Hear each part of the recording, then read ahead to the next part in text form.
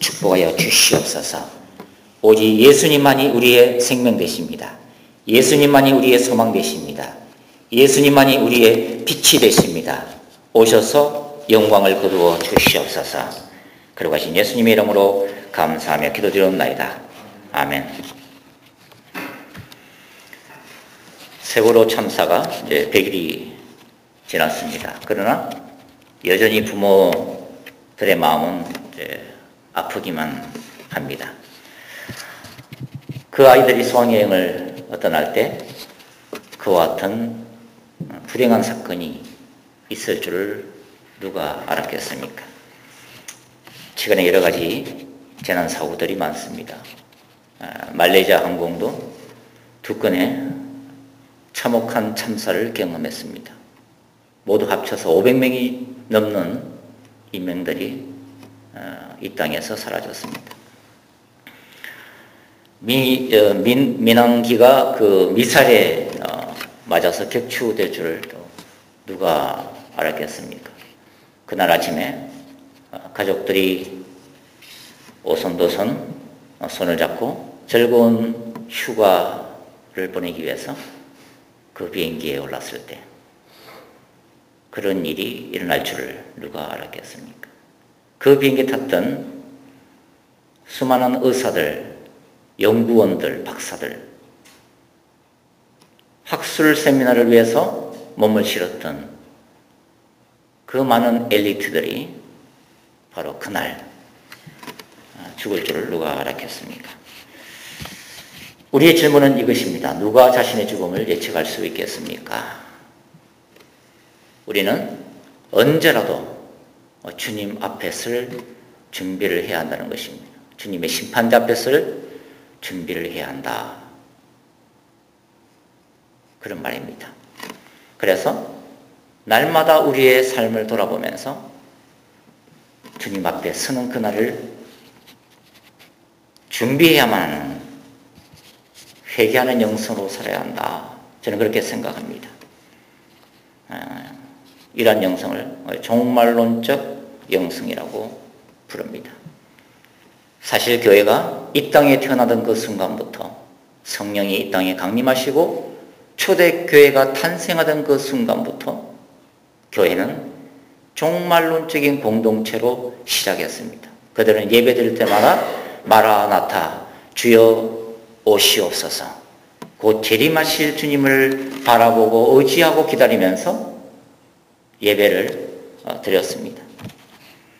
끊임없이 예수님을 바라보고 의지하고 영원한 천국을 소망하면서 이 땅에서 사명을 감당하는 공동체, 그런 공동체를 우리는 교회라고 부릅니다. 계시록 11장의 메시지는 요한계시록과 성경 전체의 핵심적인 그런 영성을 담고 있다고 저는 믿습니다. 저는 개인적으로 오랫동안 이 계시록 11장을 중심으로 요한계시록과 성경 전체를 연구하면서 이 계시록 11장에는 마지막 때를 향한 주님의 중요한 메시지가 이 속에 담겨있다. 그렇게 확신을 합니다. 우리가 계시록 11장에 나와 있는 두정인 사건, 그리고 계시록 13장에 나와 있는 미래적 적그리스도, 이 양자 간의 어떤 투쟁을 이해하면 하나님이 이 세상을 창조하고 난 이후 하나님의 나라와 사단의 왕국과의 치열한 영적 전쟁 상황을 우리가 이해할 수가 있게 됩니다. 계시록 11장의 이 두 증인은 그 7절에 보면 짐승, 즉 그리스도에게 죽임을 당합니다. 그리고 이 즉 그리스도, 이 종말론적 짐승은 계시록 11장을 읽어보면 재림하시는 예수님에 의해서 심판을 받고 있습니다. 길게 얘기할 건 아니지만, 그래서 저는 계시록 11장이 예수 그리스도의 초림부터 재림까지 교회가 당하는 그 순교 역사 박해를 반영하면서도 사실 계시록 11장의 정확한 텍스트는 굉장히 종말론적이라는 것입니다. 즉 예수 그리스도의 재림 직전에 일어날 중요한 예언을 담고 있다. 그래서 저는 이 두 증인을 뭐라고 부르냐면 예수 그리스도의 재림 직전에 나타날 종말론적 선지자 그룹, 그렇게 불러요.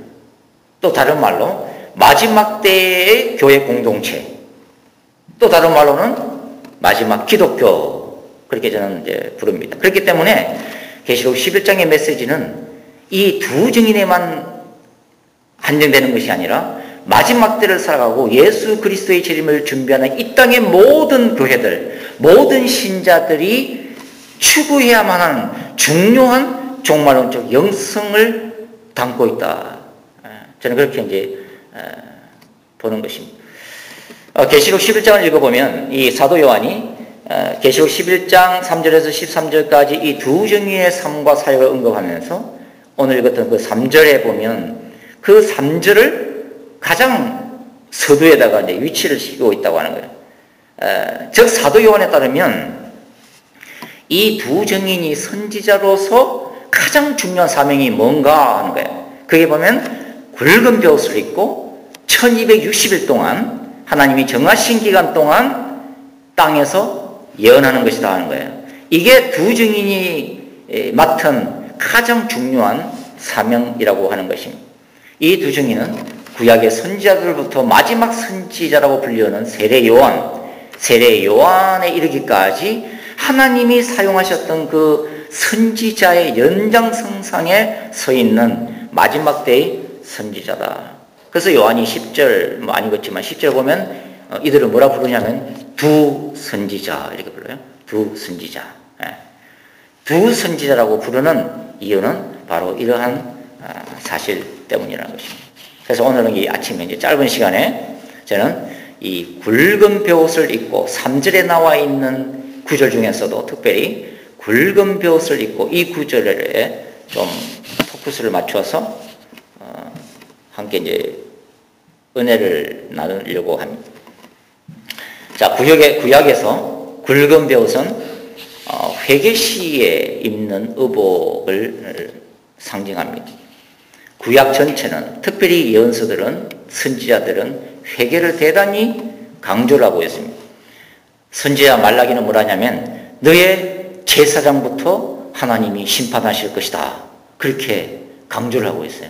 즉 하나님의 심판이 제사장부터 영적 지도자들로부터 오늘날 따지면 뭐 목사로부터 시작한다. 얼마나 두려운 말인지 몰라요. 성도들의 영혼을 케어하고 목회하는 영적 지도자들, 말씀을 가르치고 말씀을 선포하는 리더들부터 내가 심판할 것이다. 내가 심판할 것이다. 제사장들, 선지자들, 영적 리더들부터 하나님 앞에서 먼저 굵은 벼옷을 입고 회개해야 된다. 그게 말라기 선지자의 메시지예요. 그런가 하면 선지자 요엘은 하나님이 이스라엘 백성들이 불순종했을 때 얼마나 준엄하게 심판하실까를 설명을 해놓고 있습니다. 요엘서 1장을 읽어보면 하나님이 요엘을 통해서 주신 메시지 중에 너희는 성회를 선포해라.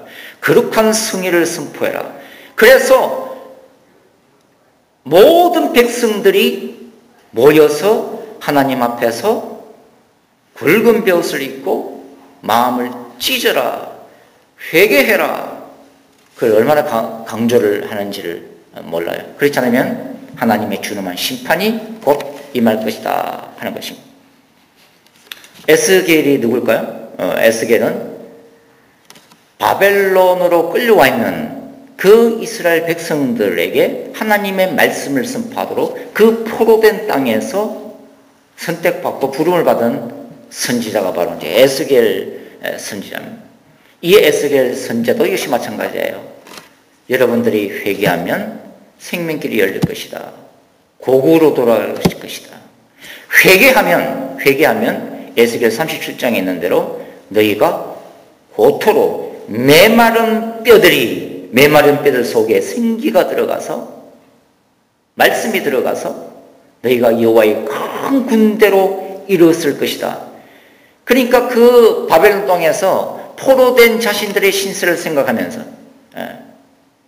이민 온 땅에서 강제로 이민을 갔지만 그 땅에서 날마다 힘들어서 울고 있는 이스라엘 백성들에게 너희가 하나님만 바라보고 너희의 죄를 회개하면 하나님이 반드시 너희들을 고국 예루살렘으로 돌아가게 하실 것이다. 그 환상이 에스겔 37장이에요. 너희가 회개하면 하나님이 회복시키실 것이다. 그리고 38장 39장 에스겔 너희를 대적하는 모든 대적들을 하나님이 친히 무찌를 것이다. 그 대적들을 심판하실 것이다.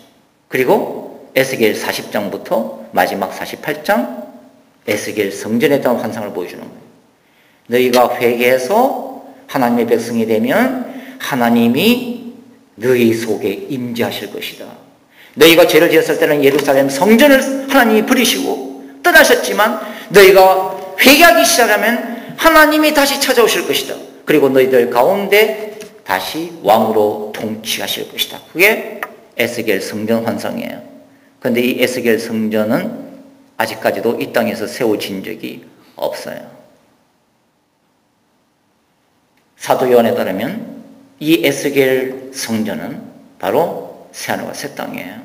왜냐하면 에스겔 47장에 보면 그 에스겔 성전에서 문지방에서 물이 흘러나와요. 생명수가 흘러나와서 에스겔 선지자의 발목까지 무릎까지 나중에는 그 물에 잠기는 환상을 봅니다. 그리고 그 생명수가 흘러가는 그 양쪽에 수많은 나무들이 회복되고 생명을 얻는 역사들이 사해 바닥까지 일어난다. 새하늘과 새 땅에서 주님의 보좌로부터 흐르는 생명수가 흘러넘쳐서 그 좌우강에 나무들이 생명나무를 맺는 역사. 그게 바로 새하늘과 새 땅이에요. 영원한 천국, 새 예루살렘 성에 대한 비전인 것입니다.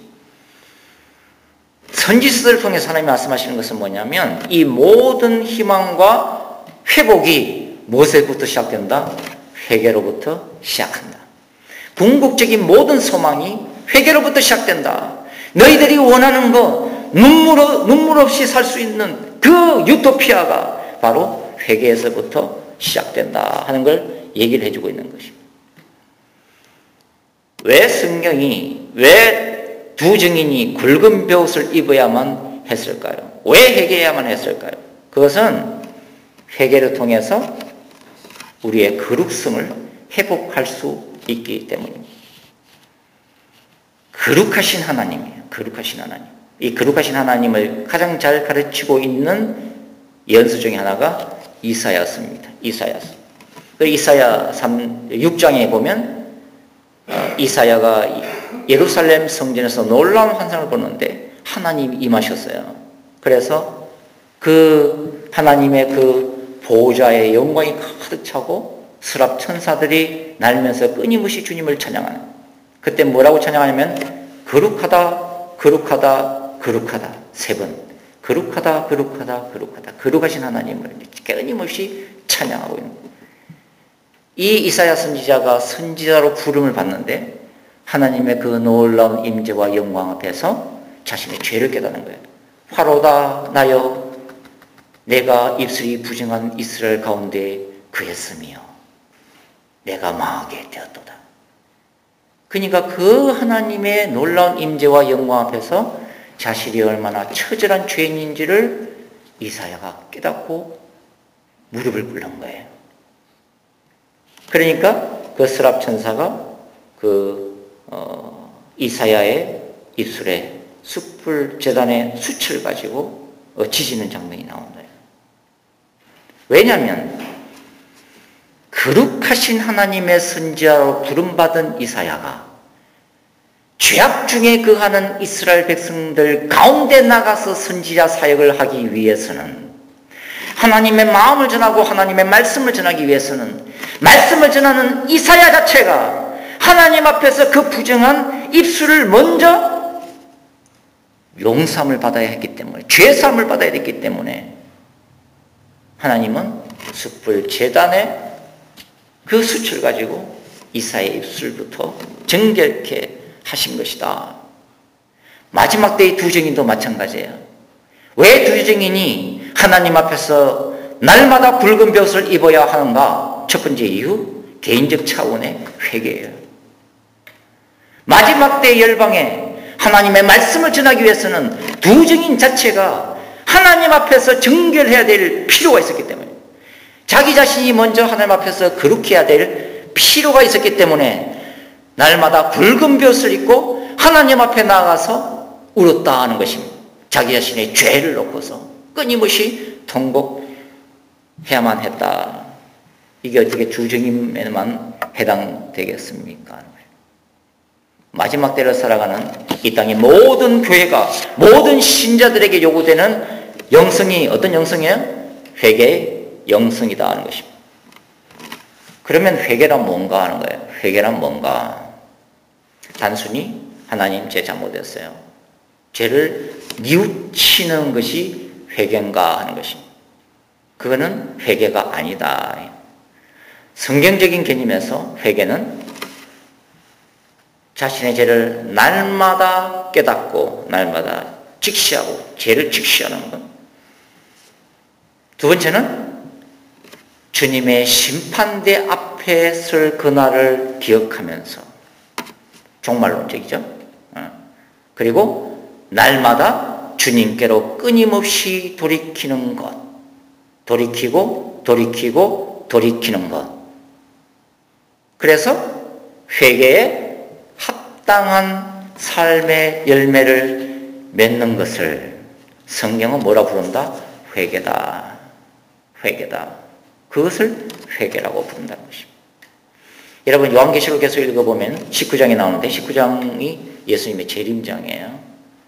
그 요한계시록 19장 7, 8절을 보면 하늘에서 허다한 무리의 음성이 들리는데 뭐라고 외치냐면, 우리가 즐거워하고 크게 기뻐하며 그에게 영광을 돌리세. 어린 양의 혼인기약이 이르렀고, 재림이에요. 그의 아내가 자신을 준비하였으므로 그에게 빛나고 깨끗한 세마포 옷을 입도록 허락하셨으니 이 세마포 옷은 성도들의 옳은 행실로다. 여기 보면 굉장히 중요한 게 뭐냐면, 영원한 신랑 되신 예수 그리스도를 맞이하기 위해서 이 땅에 거룩한 신부된 교회가, 신자들이 자신을 준비했대요. 자신을 준비했다. 적극적인 의지를 가지고 회개하면서 신랑을 맞을 준비를 했다는 거예요. 이거는 수동태가 아니고 긍정적인 것을 알려요. 적극적인 자세를 얘기하는 거예요. 그의 아내가, 교회가 자신을 천국에 들어가게 합당한 자로 삶 속에서 준비했다. 그 다음에 재림 사건이 일어나는 거예요. 이게 예수 그리스도의 거룩한 신부 영성이다라고 봅니다. 이 땅의 신자들이 다시 오실 예수 그리스도에 맞이할 준비를 삶 속에서 하는 것, 그게 거룩한 신부의 영성이라는 것입니다. 성경은 이렇게 얘기합니다. 회개만이 살 길이다. 회개만이 살 길이다. 하나님 앞에서 철저하게 자신을 돌아보라. 그렇게 성경은 얘기합니다. 내 영혼이 지금 하나님 앞에서 어떤 모습으로 서 있는가? 그래서 남은 인생 동안 어떻게 살아야 하는가? 나는 천국에 들어가기에 합당한 자로 살고 있는가? 아니, 우리 자신을 준비하고 있는가? 그것이 하나님의 엄성인 것입니다. 나 같은 죄인 살리신 어메이징 그레이스의 작시자가 18세기 영국의 노예 상인이었던 존 뉴턴입니다. 이 사람이 노예 상인의 선장 노릇을 하면서 떼돈을 벌었습니다. 그러다가 극적으로 예수를 만나고 회심했습니다. 그리고 노예 반대 운동에 평생을 바친 사람이에요. 이분이 말년에 했던 말이 굉장히 인사이트가 있는 고백인데, 이분이 이런 얘기를 했습니다. 내가 죽어서 천국에 가면 나는 세 가지 사실 때문에 놀랄 것이다. 첫 번째는 하나님의 나라에 가면, 천국에 가면 반드시 만나리라고 생각했던 사람들이 그 천국에 없다는 것에 나는 놀라게 될 것이다. 두 번째는 천국에 오리라고는 상상도 못했던 사람들이 천국에 와 있는 것을 보고 나는 두 번째 놀랄 것이다. 마지막으로는 나 같은 처참한 죄인이 노예 상인이었던 내가 하나님의 은혜로 구원을 받아 천국에 와 있다는 사실에 나는 소스라치게 놀랄 것이다. 이 존 뉴턴의 말 속에는 참 놀라운 감격과 동시에 두려움이 있는 것입니다. 우리같이 처참한 죄인들이 주님 앞에서 마음을 찢어 회개하면, 그래서 하나님의 말씀에 순종하려고 몸부림치고 비록 날마다 넘어지고 자빠지지만 그러나 주님만 바라보고 주님만 의지하면서 이 땅에서 그런 몸부림적인 삶을 살아갔을 때 나는 어느 영광스러운 주님의 보좌 앞에 수많은 거룩한 성도들과 함께 서 있는 모습을 발견하게 될 것이다. 믿으십니까? 그럴 때 우리는 너무나 감격인 거예요. 그러나 또 한편 무서운 사실을 우리는 깨닫게 되는 것입니다. 수많은 세월 동안 신앙생활하고 수많은 세월 동안 제자 훈련받고 교회에서 인정받았던 수많은 사람들이 천국에 없다는 사실에 대해서 우리는 어떻게 생각해야만 하겠습니까? 교회만 열심히 다니면 구원받을 줄 알았는데, 예배만 열심히 드리면 구원받을 줄 알았는데, 그러나 천국에는 놀라운 일들이 벌어지고 있다. 많은 사람들이 구원을 못 받았다는 것입니다. 내가 예수를 정말 진심으로 믿고 그분을 날마다 의식하면서 그분의 뜻대로 살려고 내가 몸부림칩니다. 그분 앞에 설 때마다 내 죄가 보이고, 그래서 그분을 슬퍼하는 것이 너무 힘들고 슬퍼서 날마다 울 수밖에 없는 가난한 심령이 천국으로 인도하는 것입니다. 교회를 다닌다는 것이 천국으로 가는 티켓을 확보한 것이 아니란다. 성경은 내가 예수 그리스도를 입으로 신하고 내 마음으로 믿으면 의에 이르고 구원을 받는다고 얘기하는 것입니다. 믿음으로 구원받는 거예요. 행위로 구원받는 게 아니고요. 그러나 또 한 가지가 있는 것입니다. 그것이 뭐냐면 회개에 합당한 삶입니다. 내가 입으로만 주여 주라는 것이 아니라 내 삶이 그 말씀에 이끌려서 충만해서 말씀대로 살려고 몸부림치는 삶의 흔적이 있는가? 회개에 합당한 삶의 열매, 죄의 자아부터 시작해서 삶의 열매를 맺는 이 회개의 영성이 우리 속에 있는가? 그래서 믿음과 회개가 우리를 천국으로 인도할 거라고 하는 것입니다.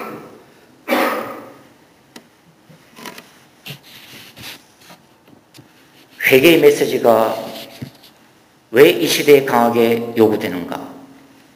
그것은 세상이 그만큼 악하기 때문이라는 것입니다. 그리고 의외로 많은 교회들이, 의외로 많은 신자들이 예수님을 맞이할 준비가 전혀 되어 있지 않기 때문이라고 하는 것입니다. 그래서 회개의 메시지가, 그래서 예수님이 재림하기 직전이 두 증인이 굵은 벼슬을 입고 1260일 동안 예언을 선포할 수밖에 없는 이유는 바로 그렇다 하는 것입니다. 왜냐하면 이 시대를 살아가는 우리 자신들도 우리가 모르는 사이에 죄악에 물들어가고 있기 때문인 것입니다.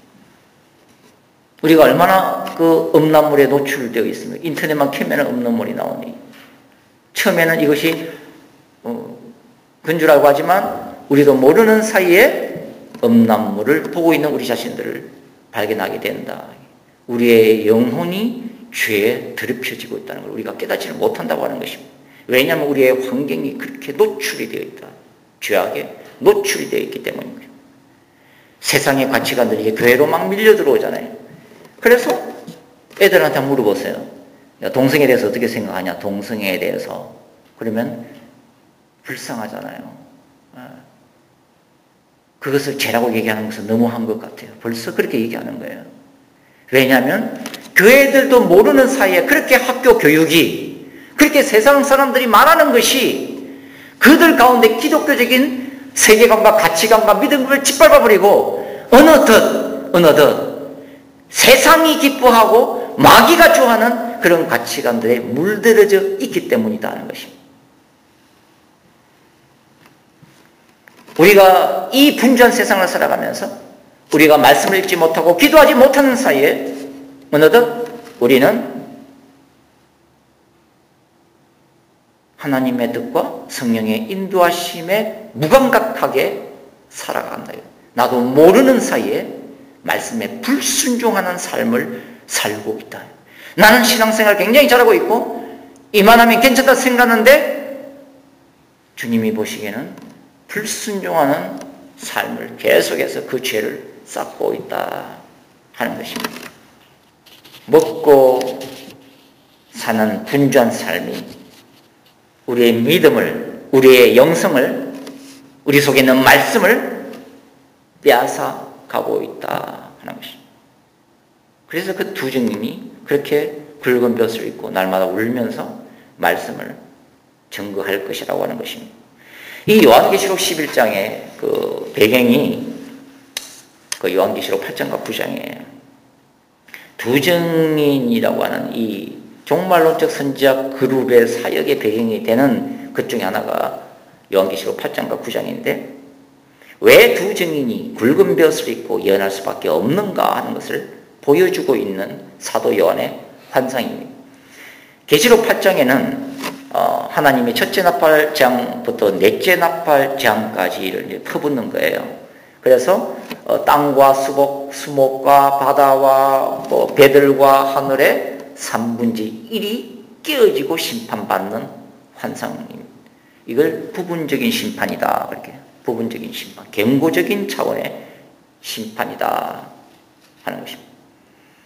하나님이 이러한 그 심판을 이제 퍼붓는 이유는 특별히 불신자들 때문에 그래요. 불신자들이 이 마지막 때 현상들을 보면서 회개해서 예수 그리스도의 복음을 받아들이고 그래서 마지막 하나님의 심판 앞에서 구원받기를 원하는 그런 하나님의 심정이 이제 이 심판 속에 담겨 있다고 하는 것입니다. 그런데 중요한 것은 뭐냐면 종말의 때에는 인간의 마음이 강팍할 대로 강팍해서 받아들이지 않는다는 것입니다. 복음을 거부한다는 것입니다. 회개하기를 거부한다는 것입니다. 삶의 변화를 깨하기를 거부한다. 모든 것을 다 거부한다. 그래서 하나님은 계시록 9장에서 이제 두 가지의 더 준엄한 심판을 하십니다. 그게 뭐냐면 계시록 9장에 보면 황충재앙이 나와요. 황충재앙은 하나님이 무저갱의 열쇠를 가진 천사를 통해서 무저갱의 문을 열도록 허락하는 장면이에요.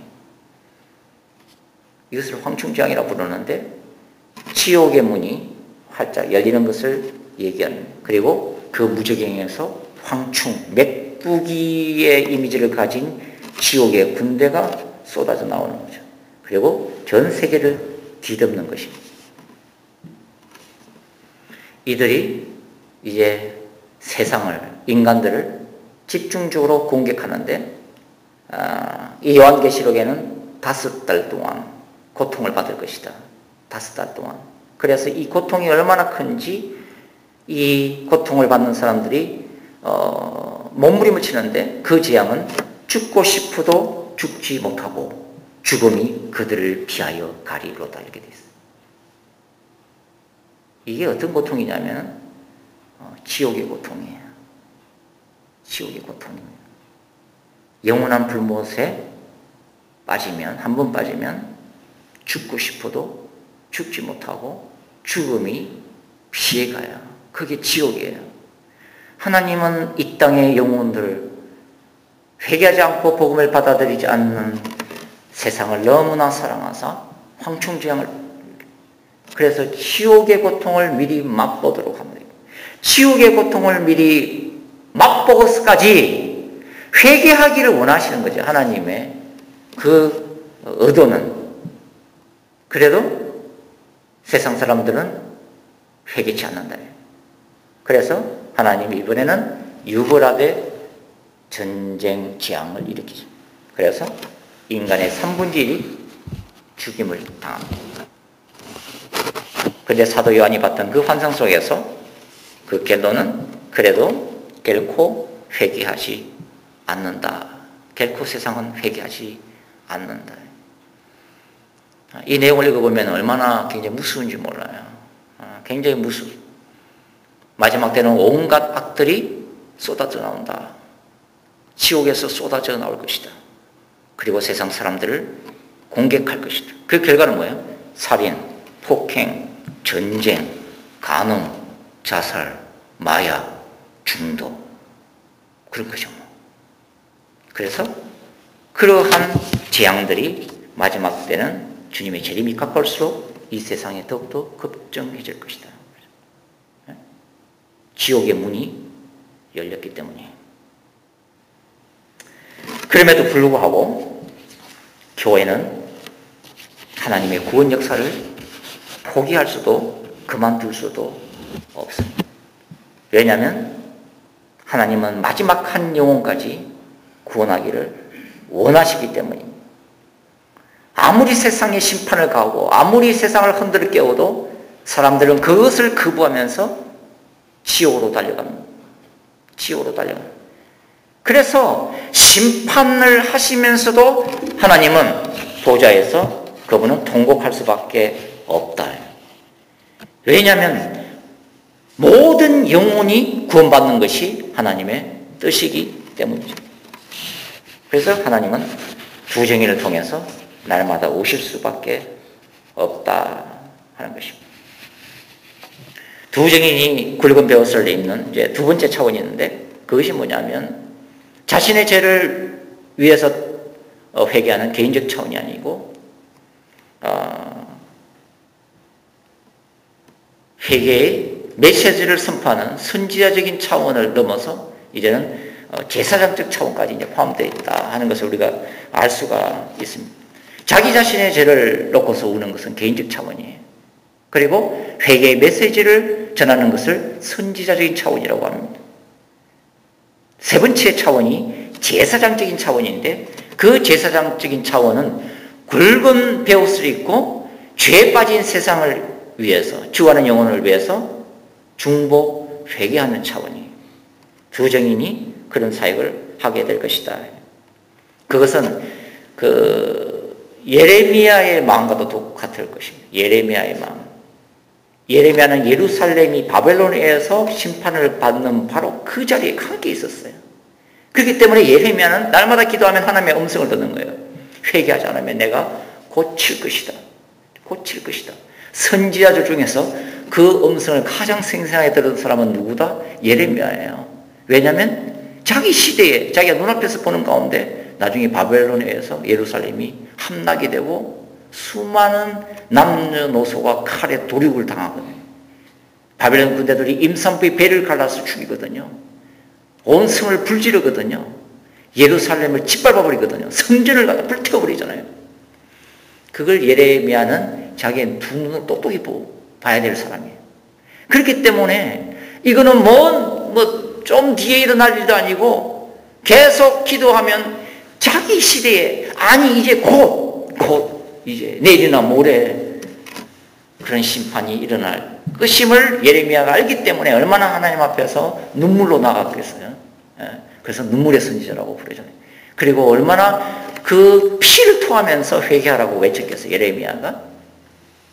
그게 예레미야의 그 유다 백성들을 사랑하는 마음인데 그것이 하나님이 예레미야에게 심어주신 하나님 아버지의 마음이라고 하는 것입니다.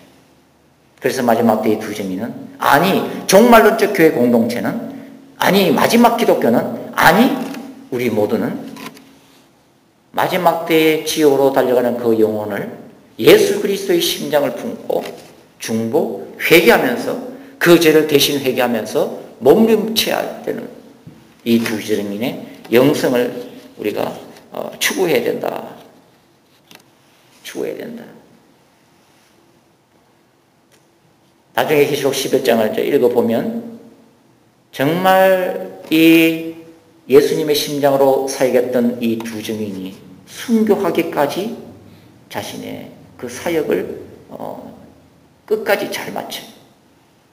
그래서 나중에 계시록 11장 13절 읽어보면 마지막 영혼 추수 현장, 마지막 회개 역사가 기록이 되어 있어요. 그때 큰 지진이 나서 성읍 10분의 1이 무너지고 지진에 죽은 사람이 7천이라 그 남은 자들이 두려워하여 영광을 하늘의 하나님께 돌리더라. 인간의 3분질이 죽는 유브라데 전쟁, 그게 뭐 핵전쟁, 제3차 세계대전, 그 전쟁의 결과로도 회개치 않았던 심령들이 이 두 증인의 마지막 사역에 마침내 회개하는 역사가 예루살렘에서 일어난다는 것입니다. 그래서 그 남은 자들이 두려워하여 영광을 하늘의 하나님께 돌리는 마지막 영혼 추수가 여기에 기록이 되었다는 것입니다. 우리가 예수님의 재림을 준비하면서 우리 자신의 죄를 위해서 우리는 우려해야 한다는 것입니다. 그리고 회개해야 되고 왜 회개가 필요한지 그 회개의 메시지를 깨닫고 선포하고 가르쳐야 될 사명도 우리에게 있다는 것입니다. 더 나아가서 하나님 앞에서 죽어가는 그 영혼들을 위해서 울 수 있는 제사장적인 차원, 중보 회개하는 그 영성도 우리에게 있어야 한다. 마지막으로 우리가 한번 이제 생각하고 제가 마치려고 하는데, 이 회개는 공동체적인 회개도 포함되는 거예요. 지금 이 시대는 교회 전체가 함께 회개하는 역사는 사라졌다고 저는 믿습니다. 교회 전체가 함께 통곡하면서 회개하는 역사를 저는 별로 들은 적이 없습니다. 간혹 가다가 정말 신자들이 하나님 앞에서 자신의 죄 때문에 울면서 회개하는 역사는 있을지는 몰라도 정말 교회가 왜 이렇게 돼야 되는지, 정말 이 시대의 교회의 모습에서 함께 교회 전체가 함께 울고 통곡하는 그런 역사는 아직까지는 제가 들어본 적이 없는데 앞으로는 그런 일도 생길 거예요. 회개의 강력한 성령사가 일어나면 그런 일도 생기지 않겠습니까? 왜 교회 전체가 함께 통곡하면서 울어야 되는가? 두 증인은 마지막 때에 하나님의 전쟁을 수행해야 될 공동체적인 성격도 있다는 것입니다. 왜냐하면 교회가 마지막 때의 영혼들을 추수해야 될 거룩한 사명이 있다는 것입니다. 그런데 만일 교회 안에 죄악이 있으면 사단이 공격을 해버리잖아요. 사단이 먼저 짓밟아 버리잖아요. 왜 교회들이 무너지고 복음의 길이 막혀요? 영적 지도자들, 목사들부터 넘어지잖아요. 넘어진다요. 그리고 교회 안에 너무나 많은 죄악들이 있다는 것입니다. 신자들 간의 간음이 그렇게 많다는 거예요. 신자들이 직장에서, 삶의 현장에서 너무나 많은 죄를 짓고 있다. 이런 사람들이 회개하지 않고 교회 공동체라는 이름으로 말씀을 선포하고 가르치고 배우고 또 전도한다. 그런데 영의 세계는 누가 가장 먼저 안다? 마귀가 가장 먼저 알잖아요. 교인 한 사람 한 사람이, 목사가, 장로와 권사가 어떤 죄를 짓고 있는지 그 죄를 정확하게 기억하고 있다. 그러면서 참석하기 시작합니다. 짓밟아버리기 시작하고. 그러니까 깨어지고 자빠지고 넘어지는 거예요. 여러분, 구약의 이스라엘 공동체 가운데 하나님이 그 광야 생활 가운데 성막을 중심으로 해서 중심으로 천막을 치고 살았는데, 하나님은 그 이스라엘 그 광야에 있는 이 이스라엘 그 공동체가 얼마나 거룩해지기를 원하냐면 곳곳에 기록이 돼요. 레위기, 신명기, 민수기 곳곳에 기록되어 있어요. 하다못해서 다 얘기할 수 없었지만 신명기 23장에 보면 어떤 얘기까지 있냐면 남자가 꿈속에서 몽정을 할 수가 있잖아요. 그러면 하나님의 그 말씀이 뭐냐면 몽정한 꿈속에서 사정했다는 게 몽정한 남자는 진 밖을 나가라. 진 밖을 나가서 깨끗이 목욕하고 해가 진 다음에 다시 들어와야 된다. 너희가 배설물, 대변 처리를 어떻게 해야 되냐? 절대 그 진중에서는 대변을 봐서는 안 된다. 진중을 떠나서 성막을 중심으로 하는 그 이스라엘 공동체를 떠나서 깨끗하게 대변을 처리하고 삽을 가지고, 그렇게 구체적으로 나와 있어요. 삽을 가지고 깨끗이 덮은 다음에 손 씻고 목욕하고 들어오고. 왜 하나님이 이렇게 지극히 사소한 개인적인 일상적인 삶까지 타치를 하시냐고요. 하나님이 성막에 불기둥과 구름기둥으로 임재를 있잖아요. 하나님이 그 진중을 돌아다니신다는 거예요. 그 거룩하신 하나님이. 그래서 그 거룩한 하나님이 인자하는 곳에 있는 너희도 삼가 조심해라. 말하는 거, 행동하는 거 철저하게 거룩함을 추구해라. 그래야 내가 너네들을 위해서 싸울 수 있다. 그랬어요. 신명기 23장에는 내가 너의 대적을 내가 책임지겠다 이거야. 그런데 너네들은 너희 자신의 거룩함을 책임져라. 이스라엘을 공격하는 수많은 대적들이 있었다.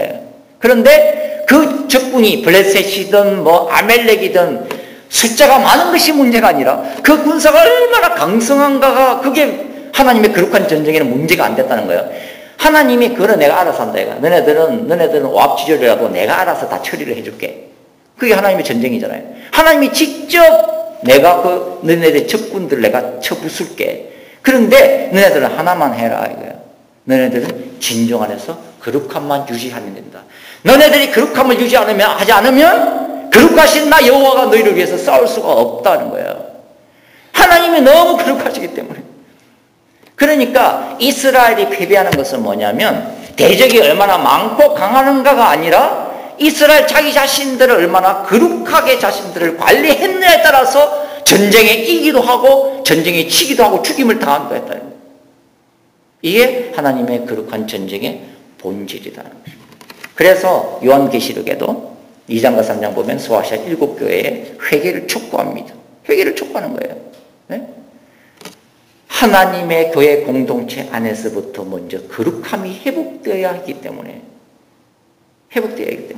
스무나 교회와 빌라델비아 교회 두 교회를 빼고 하나님께서 강력하게 회개하라고 말씀하십니다. 돌이키라고 말씀하십니다. 악함을 끊으라고 말씀하십니다. 그것이 오늘날의 이 무너진 교회 안에 하나님의 임재가 가득 차고 하나님의 영광을 볼 수 있는 유일한 길이기 때문인 것입니다. 교회 외에 능력이 나타나지 않고 정말 우리의 예배 가운데 하나님의 임재가 사라졌는가? 죄에 대한 처절한 회개가 없기 때문에 하나님이 찾아오실 수가 없다. 신자들이 회개하기 시작하고 교회 공동체가 모여서 눈물로 통고하는 역사가 일어나면 하나님은 반드시 그분의 교회를 찾아오실 것이다. 저는 이 마지막 때 두 증인의 이 회개의 영성이 정말 저와 여러분의 개인적인 삶 가운데부터 시작해서 정말 하나님이 세우신 그 귀한 교회들 안에 이런 회개의 역사가 휩쓸고 지나가면서 하나님의 영광을 준비하면서 이 땅에 다시 오실 예수 그리스도를 맞이할 수 있는 거룩한 신부의 영성이 회복되기를 축원합니다. 기도하시겠습니다. 거룩하신 아버지 하나님, 그렇습니다. 저들 가운데서 잃어버린 그 회개의 영성이 다시 한번 회복될 수 있도록 축복하여 주시옵소서. 우리가 주님 앞에서 거룩하신 하나님 앞에서 우리의 죄 때문에 가슴 아파하고 울며 통곡할 수 있는 그 겸손함을 우리에게 허락해 주시옵소서. 주님의 모든 교회들 안에 이러한 거룩함의 역사가 회개의 역사가 휩쓸고 지나갈 수 있도록 은혜 위에 은혜를 더하여 주시옵소서. 거룩하신 예수님의 이름으로 감사하며 기도드리옵나이다.